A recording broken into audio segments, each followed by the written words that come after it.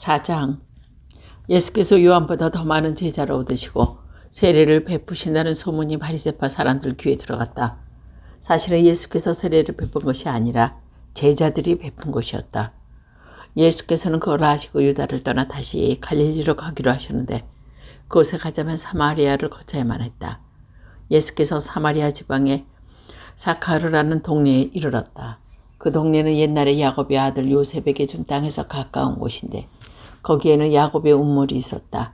먼 길을 지나친 예수께서는 그 우물가에 앉으셨다. 때는 이미 정오가 가까웠고 마침 그때 한 사마리아 여자가 물을 기르러 왔다. 예수께서 그를 보시고 물 좀 달라고 청하였다. 제자들은 먹을 것을 사러 시내에 들어가고 없었다. 사마리아 여자는 예수께 당신은 유대인이고 저는 사마리아 여인인데 어떻게 저더러 물을 달라고 하십니까? 하고 말했다. 유대인과 사마리아인들은 서로 상종하는 일이 없었던 것이다. 예수께서는 그 여자에게 하나님께서 주시는 선물이 무엇인지 또 너에게 물을 청하는 내가 누구인지 알았더라면 오히려 네가 나에게 청했을 것이다.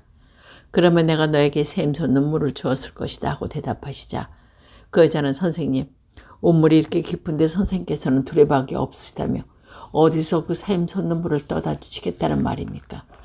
이 우물물은 우리 조상 야곱이 마셨고 그 자손들과 가축까지도 마셨습니다. 선생님께서는 이러한 우물을 우리에게 주신 야곱보다 더 훌륭하다는 말씀입니까? 하고 물었다. 예수께서는 이 물물을 마시는 사람은 다시 목마르겠지만 내가 주는 물을 마시는 사람은 영원히 목마르지 않을 것이다. 내가 주는 물은 그 사람 속에서 샘물처럼 솟아올라 영원히 살게 할 것이다 하셨다. 이 말씀 듣고 그 여자는 선생님, 이 물을 저에게 좀 주십시오. 그러면 다시는 목마르지 않고 물을 기르러 여기까지 나오지 않아도 되겠습니다. 하고 청했다. 예수께서 그 여자에게 가서 남편을 불러오라고 하셨다. 그 여자는 남편이 없다고 대답하자 예수께서는 남편이 없다는 말을 숨김없는 말이다. 너에게는 남편이 5 있었고 함께 살고 있는 남자도 사실은 내 남편이 아니니 너는 바른 대로 말하였다 하고 말씀하셨다. 그랬더니 그 여자는 과연 선생님은 예언자이십니다. 그런데 우리 조상은 저 산에서 하나님께 예배드렸는데 선생님 네들은 예배드릴 곳이 예루살렘에 있다고 합니다. 하고 말하였다. 예수께서는 이렇게 말씀하셨다. 내 말을 믿어라. 사람들이 아버지께 예배를 드릴 때 이 산이다 또는 예루살렘이다 하고 굳이 장소를 가지지 않아도 될 때가 올 것이다. 너희는 무엇인지 모르고 예배하지만 우리는 우리가 예배를 드리는 분은 잘 알고 있다. 구원은 유다인에서 오기 때문이다. 그러나 진실하게 예배하는 사람들이 영적으로 참되게 아버지께 예배를 드릴 때가 올 테이니 바로 지금이 그때이다. 아버지께서는 이렇게 예배하는 사람을 찾고 계신다. 하나님이 영적인 분이시다. 그러므로 예배하는 사람들은 영적으로 참되게 하나님께 예배드려야 한다. 그 여자가 저는 그리스도라 하는 메시지가 오시는 것을 알고 있습니다. 그분이 오시면 저에게 모든 것을 다 알려주시겠죠. 하고 예수께서는 너와 말하고 있는 내가 바로 그 사람이다 하고 말씀하셨다. 그때 예수의 제자들이 돌아와 예수께서 여자와 이야기하는 것을 보고 놀랐다. 그러나 예수께서 이 여자에게 무엇을 정하셨는지 또 그 여자와 무슨 이야기를 나누는지 물어보는 사람은 없었다. 그 여자는 물동이를 버려두고 동네에 돌아가 사람에게 나의 지난 일을 다 알아맞힌 사람이 있습니다. 같이 가서 봅시다. 그분이 그리스도인지도 모르겠어야 하고 알렸습니다. 이 말을 듣고 그들은 동네에 나와 예수께 모여들었다. 그러는 동안에 제자들이 예수께 선생님 무엇을 좀 잡수십시오 하고 권했다. 예수께서는 나에게는 너희가 모르는 양식이 있다 하고 말씀하셨다. 이 말씀 듣고 제자들은 누가 선생님께 잡수실 것을 갖다 드렸을까 하고 수근거렸다.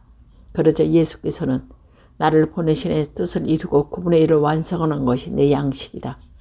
너희는 아직도 넉 달이 지나야 추수할 때가 온다 하지 않았느냐. 그러나 내 말을 잘 들어라. 저 밭을 보아라. 곡식이 이미 다 익어서 추수할 때가 됐다. 거두는 사람이 이미 싹을 받고 있다. 그는 영원한 생명의 나라로 양곡을 모아들인다. 그래서 심는 사람도 거두는 사람과 함께 기뻐하게 될 것이고 과연 한 사람은 심고 다른 사람은 거둔다는 속담이 맞다. 남들이 수고하여 지은 곡식을 거두라고 너희를 보냈다. 수고는 다른 사람이 하였지만 그 수고의 열매는 너희가 거두는 것이다 하고 말씀하셨다.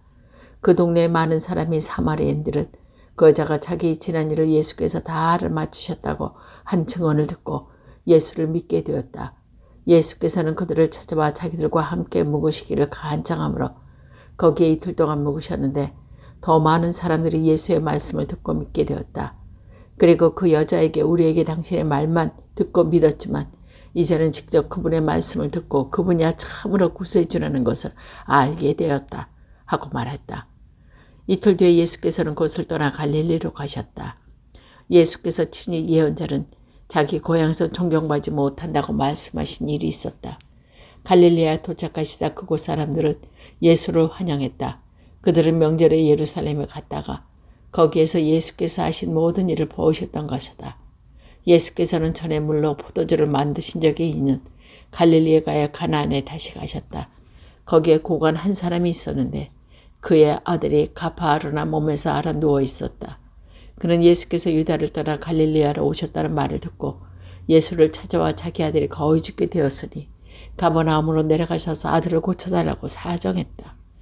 예수께서는 그래 너희는 기적이나 신기한 일은 보지 않고서는 믿지 않는다 하고 말씀하셨다.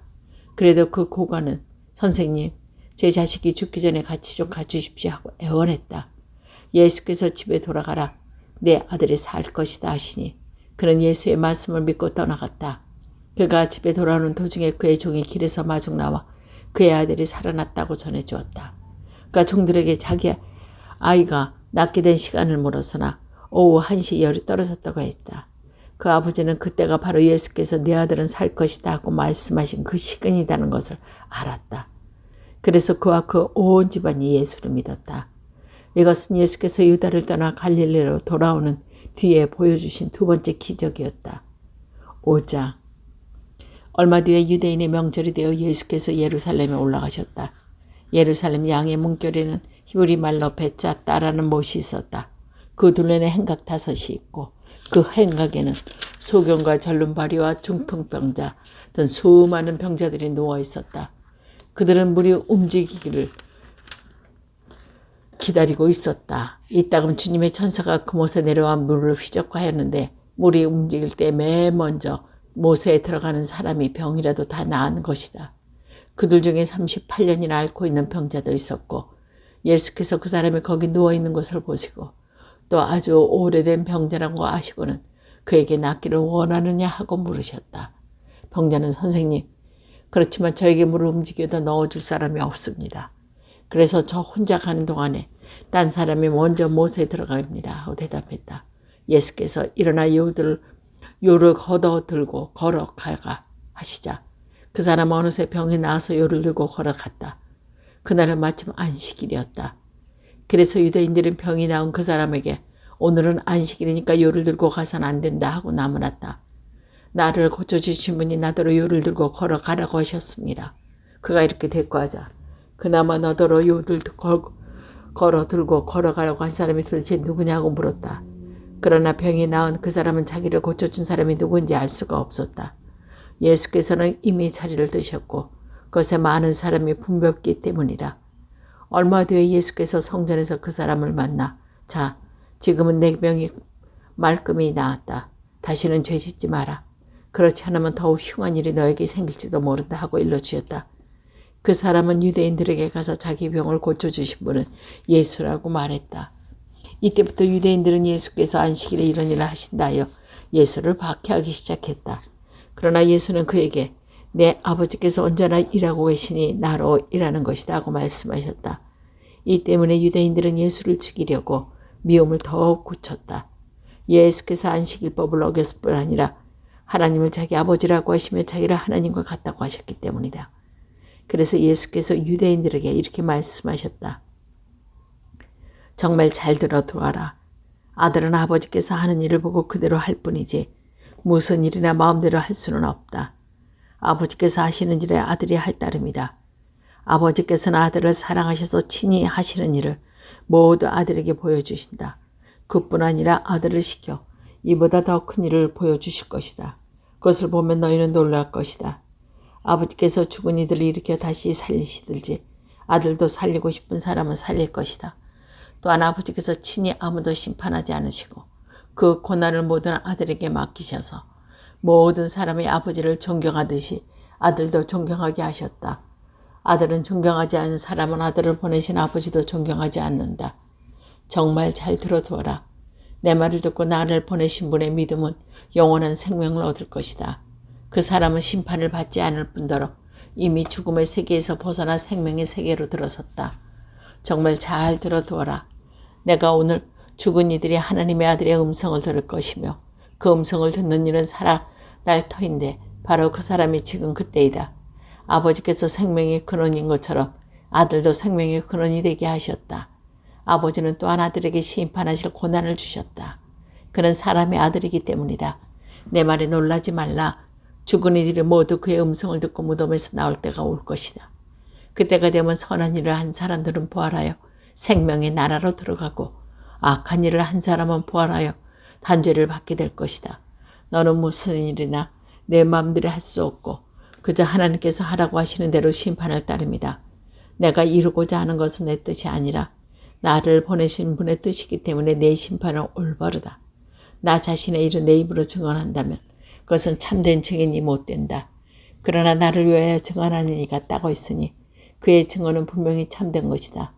너희가 요한에게 사람을 보냈을 때 요한은 진리를 증언하였다. 나에게는 사람의 증언이 소용없으나 다만 너희의 구원을 위해서 이 말을 하는 것이다. 요한은 환하게 타오르는 등불이었다. 너희는 한때 그 빛을 보고 매우 좋아했다. 그런데 나에게는 요한의 증인보다 훨씬 더 나은 증인이 있다. 지금 내가 하고 있는 이 일이 아버지께서 나에게 성취하라고 맡겨주신 일인데 그것이 바로 아버지께서 나를 보내셨다는 증거가 된다.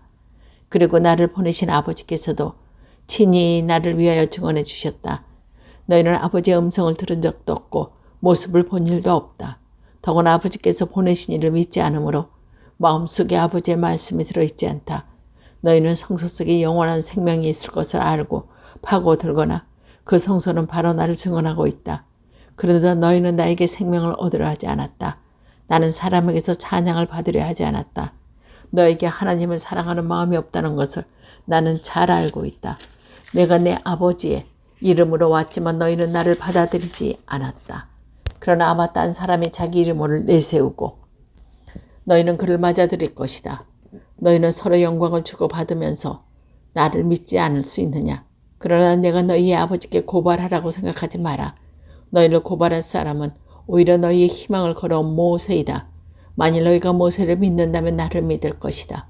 모세가 기록한 것은 바로 나에게 관한 것이기 때문이다. 너희가 모세의 글도 믿지 않으니 어떻게 내 말을 믿겠느냐? 6장. 그 뒤에 예수께서는 갈릴리 호수 티베리아 호수 건너편으로 가셨다. 많은 사람들이 때를 지어 예수를 따라갔다. 그들은 예수께서 병자를 고쳐주신 기적을 보았던 것이다. 예수께서는 산등석 위에 오르서 제자들과 함께 자리 잡고 앉으셨다. 유대인들의 명절인 가을절이 이제 얼마 남지 않을 터인데 예수께서는 큰 군중이 자기에게 몰려오는 것을 보시고 빌립보에게 이 사람들이 다 먹을 만한 빵을 우리 어디서 사올 수 있겠느냐고 물으셨다. 이것은 단지 빌립보가 속을 떠보려고 하신 말씀이었고 예수께서는 하신 일을 이미 마음속에 작정하고 계셨던 것이다. 빌립보는 이 사람들의 빵을 조금씩이라도 먹이자면 200데나리온어치를 사온다 해도 모자라겠습니다. 하고 대답했다. 제자 중에 하나이며 시몬 베드로의 동생인 안드레는 여기 웬 아이가 보리떡 5개와 작은 물고기 2마리를 가지고 있습니다마는 이렇게 많은 사람에게 그것이 무슨 소용이 되겠습니까? 하고 말했다. 예수께서 그들에게 사람들을 모두 앉혀라 하고 분부하시고 마침 곳에 풀이 많은데 거기 앉은 사람은 남자만 약 500,000명이나 되겠다. 그래서 예수께서는 손에 빵을 드시고 감사의 기도를 드리신 다음 거기 앉은 사람들에게 달라는 대로 나누어주고 다시 물고기도 그와 같이 하여 나누어주었다. 사람들이 모두 배불리 먹고 난 뒤에 예수께서는 제자들에게 조금 더 버리지 말고 남은 조각은 다 모아라고 일르셨다. 그래서 보리떡 5개를 먹고 남은 부스러기 제자들이 모았더니 12광주리에 가득 찼다. 예수께서 베푸신 기적을 보고 사람들은 이분이야말로 세상에 오시기로 한 예언자이시다고 저마다 말했다. 예수께서는 그들이 달려들어 억지로라도 왕을 모시려는 김새를 알아채시고 혼자서 다시 산으로 피해가셨다. 그날 저녁때 제자들은 호숫가로 내려가서 배를 타고 호수 저편에 있는 가버나움 위로 떠쳐갔다. 예수께서는 어둠이 이미 지쳐졌는데 그들이 돌아오지 않았다. 거센 바람이 불고 바다 물결이 사나워졌다. 근데 그들의 배를 저어 10여 년쯤 갔을 때 예수께서 물 위에 걸어있는 배 있는 쪽으로 다가오셨다. 이 광경을 본 제자들은 겁에 질렸다. 예수께서 제자들에게 나다 두려워할 것이 없다 하시자 제자들은 예수를 배 안에 모셔드리려고 하였다. 그러나 배는 어느새 그들 목적지에 가 있었다. 그 이튿날이 일이다. 호수 건너편에 남아있는 군중은 거기에 배를 1,000밖에 없었는데 예수께는 그 배에 타지 않으시고 제자들끼리만 타신 것을 알고 있었다. 한편 티베리아로부터 작은 배 몇 척에 주께서 감사 기도를 들으시고 빵을 나눠 먹이시던 곳까지 각계와 닿았다.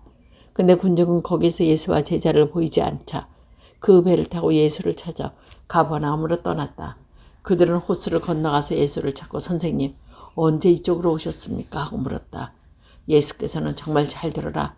너희가 지금 나를 찾아온 것은 내 기적의 뜻을 깨달았기 때문이 아니라 빵을 배불리 먹었기 때문이다. 썩어 없어질 양식을 얻으려고 힘쓰지 말고 영원히 살게 하고 없어지지 않을 양식을 얻도록 해라. 이 양식은 사람의 아들이 너희에게 주려는 것이다. 하나님 아버지께서 사람의 아들에게 이 권능을 주셨기 때문이라고 말씀하셨다.